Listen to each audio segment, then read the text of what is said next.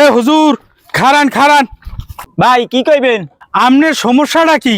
কেন ভাই, কি হয়েছে? ও মা, এখন আর কিছুই জানেন না।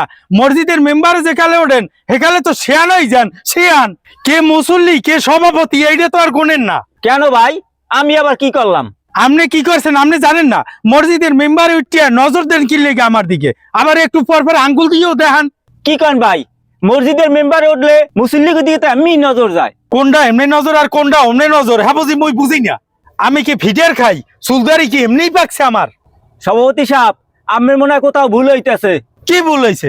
আমি সুদ খাই দেখিয়া কতক্ষণ পর পর আমার দিকে চান, আবার আঙ্গুলটাও জাগান।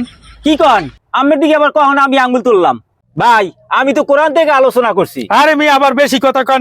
আমি এই মসজিদে 17 বছর সভাপতি, কেউ আমার দিকে তাকাই আলোচনা করে নাই। আর আমনে শুক্রে শুক্রে 7 দিন আইয়া আমার দিক তাকাই থেন।